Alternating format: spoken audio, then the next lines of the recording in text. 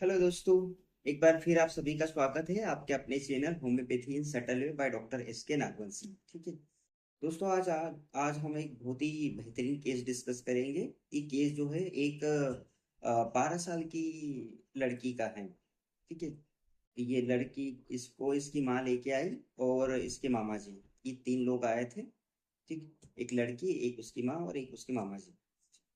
आते ही से लड़की को बैठ गई, उसके मामा जी साइड में खड़े थे और माँ जो है वो बैठ के साइड में बैठी थी। जब मैंने पूछा लड़की से कि बताओ बेटा क्या तकलीफ हो रही है तुम्हें, क्या तकलीफ है, तो लड़की कुछ नहीं बता रही थी, उसने कुछ बोला नहीं। ठीक है, लेकिन उसका जो चेहरा था, अगर उसको देखे तो उसके चेहरे पे ना जो है बहुत ही ऐसे जैसे कि किसी पीड़ा से गुजर रही हो। जैसे बहुत दुख सा चेहरा लग रहा था उसका, उसी के अंदर से बहुत उसको कोई तकलीफ हो रही हो, इस टाइप का उसका चेहरा था। बाल बाल उसके बिखरे हुए थे, उतने ज्यादा कुछ व्यवस्थित नहीं थे। ठीक है, अपीरियंस भी उसका उतना ज्यादा अच्छा नहीं लग रहा था, ठीक नहीं था मतलब। अपने आप को मैनेज नहीं कर पा रही थी। गंदा कहने का मतलब नहीं है वो, मतलब ये है कि मैनेज भी नहीं कर पा रही थी अपने आप को उसका। ठीक है, आप समझ सकते हैं इस बात।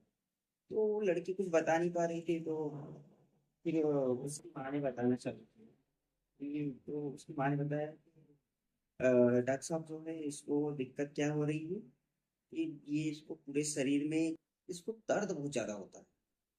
और जो दर्द होता है तो बहुत ही तेज दर्द होता है, और वो दर्द इसको कहीं भी होता है, ऐसे एक जगह नहीं है। ठीक है, शरीर में कहीं भी इसको दर्द होगा। कभी इसको सिर दर्द होगा, कभी इसको हाथों में दर्द होगा, कभी पैरों में, कभी कमर में, कभी गले में, तो कहीं पर भी कभी भी कहीं भी दर्द हो सकता है।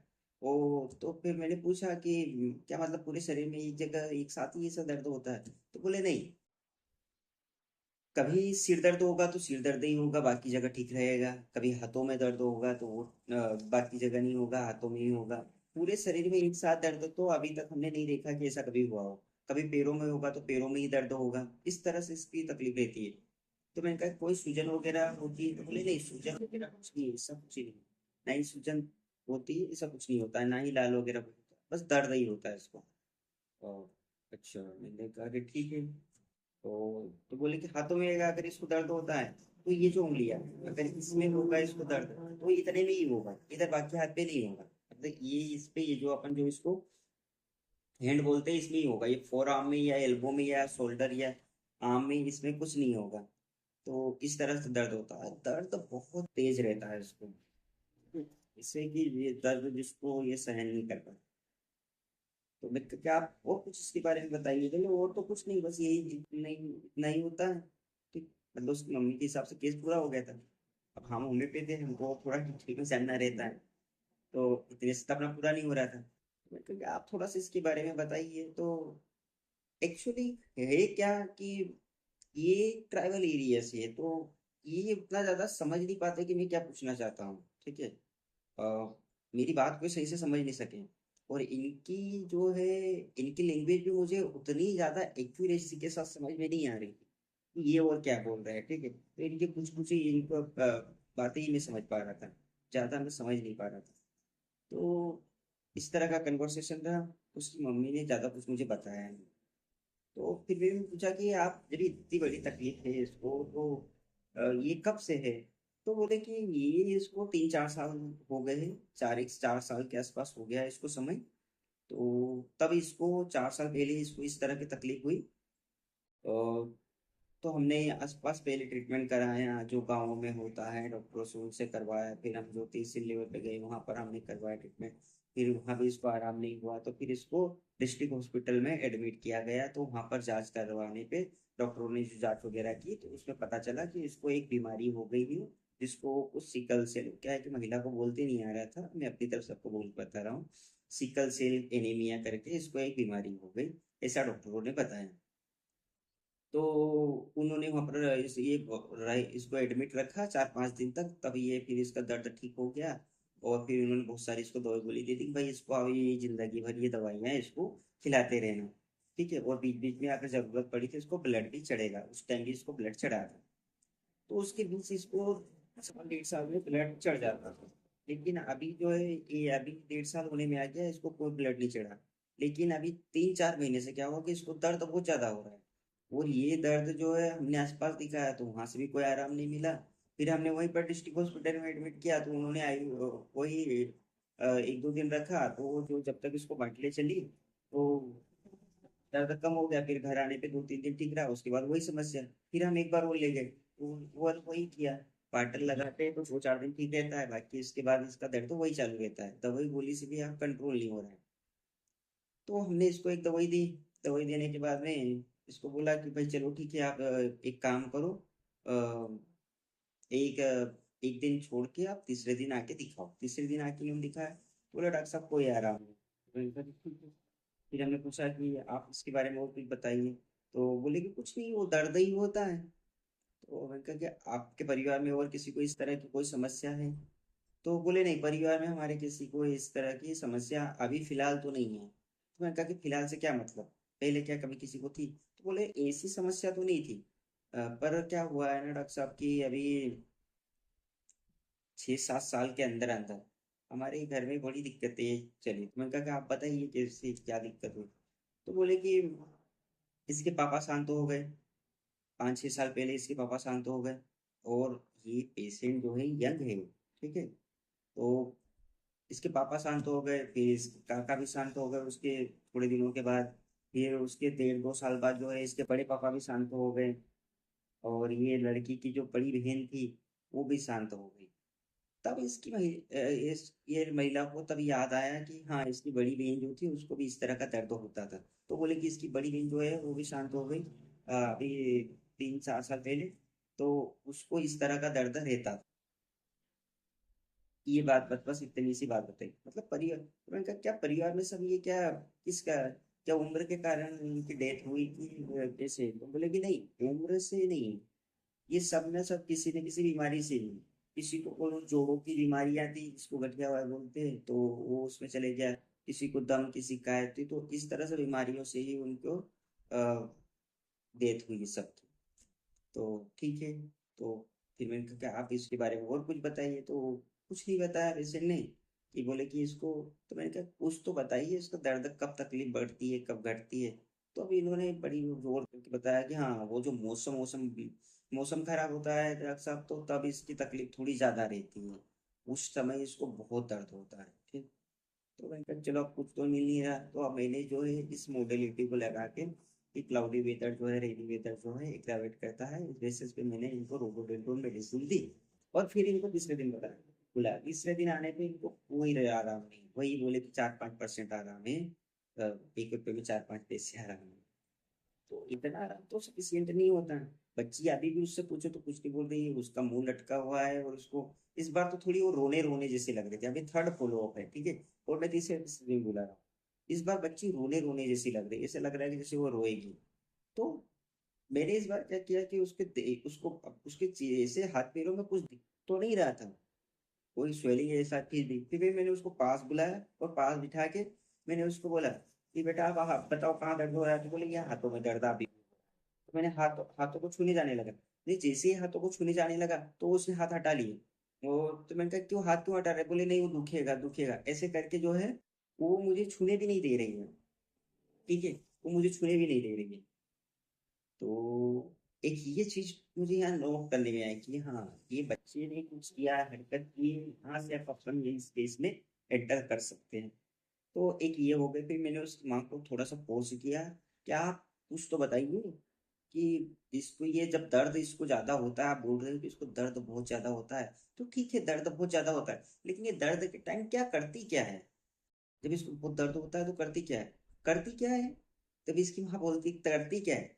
दर्द के टाइम ये रोती है, बहुत रोती है।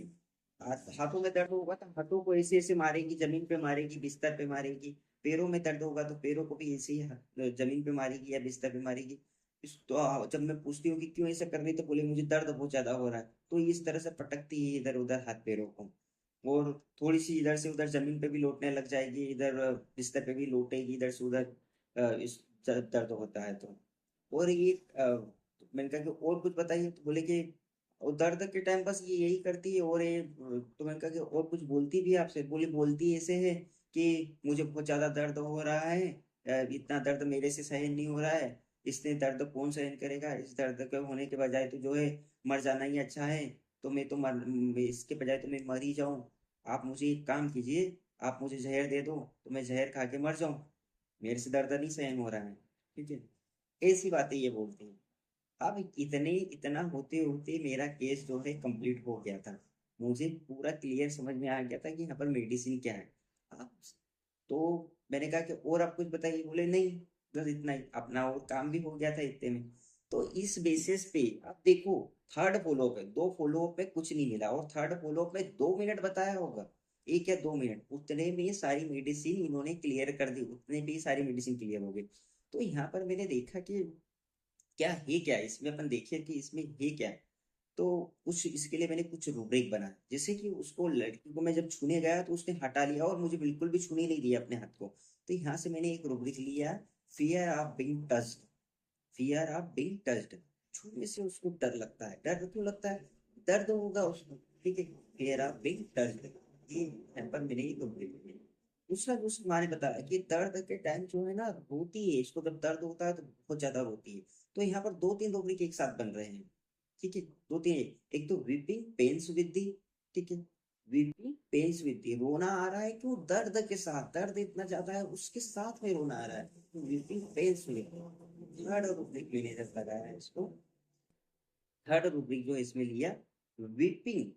थर्ड रूब्रिक जो था, सॉरी, थर्ड रूब्रिक जो था anguish, anguish weeping with the, anguish, उसको जो इतनी पीड़ा हो रही है ना, वो पीड़ा के कारण उसको जो है रोना आ रहा है, पीड़ा की वजह से रोना आ रहा है। तो एंग्विश पे वीपिंग विद दी, ठीक है, वो पीड़ा के साथ, बड़ी दुखद वेदना के साथ वो रो रही है, तो एंग्विश वीपिंग विद दी। ये हमारा इस केस में जो है थर्ड रूब्रिक हो गया था। फोर्थ रूब्रिक जो हमने इसमें लिया वो था, फोर्थ रूब्रिक जो हमने इसमें लिया कि ये बच्ची क्या बोल रही थी उसकी माँ को, क्या आप मुझे जहर दे दो, इससे अच्छा तो मैं जहर खा के मरी जाऊं।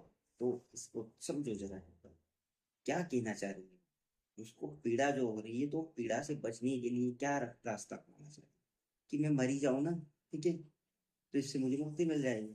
तो यहाँ पर सोचो, यहाँ पर जो है मैंने बहुत अच्छा एक रूब्रिक लिया जो कि चौथा रूब्रिक था, और इस केस का समझ लो कि कोर रूब्रिक था, एक सेंटर, उसको ही किल पिन रूब्रिक बोल सकते हैं अपन इस केस का।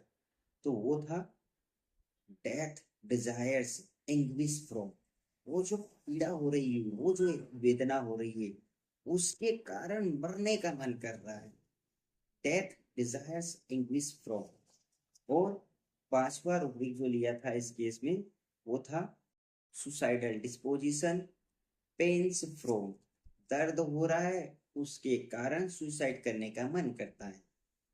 छठा रूब्रिक जो था वो था सुसाइडल डिस्पोजिशन पॉइजनिंग बाय, कैसे मरना चाहती है, उसकी माँ को बोल रही है कि जहर दे दो, जहर खा के मर जाऊंगी। ठीक है, तो पॉइजनिंग बाय, पॉइजन खा के मरना चाहती है।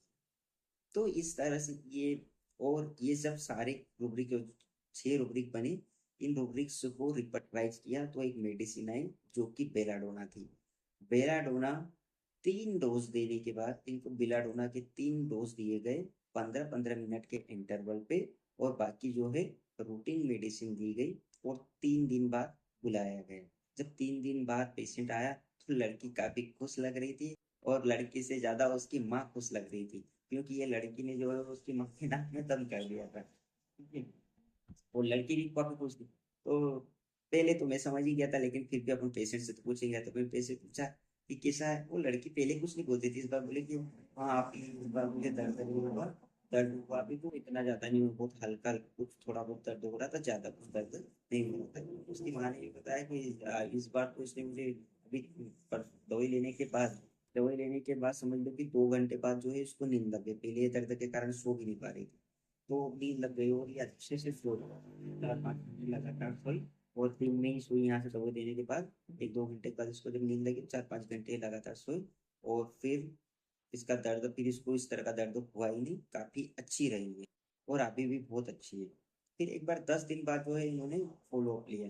10 दिन के बाद अब हमने जो है देखो, 10 दिन बाद फिर मैंने इनको बुलाया, मेडिसिन तो वही चल रही थी, 10 दिन बाद बुलाया, तब भी बहुत अच्छा केस था इसका, इसमें उसको कोई दिक्कत नहीं थी।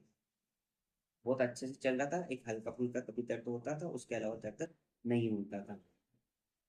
10 दिन के बाद फिर इनको जो है मेरी मेडिसिन दे दी, रूटीन मेडिसिन दे दी जो कि प्लेसिबो होती है, वो दे दी 10 दिन के लिए, और फिर मैंने बोला 10 दिन के बाद और दिखाओ।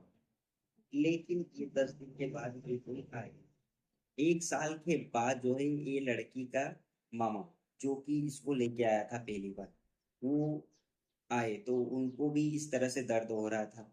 तो मेरे मुझे याद आ गया, तो मैंने पूछा कि आप एक लड़की को लेके आए थे, तो उसका कैसा क्या है, क्या हुआ फिर उसका।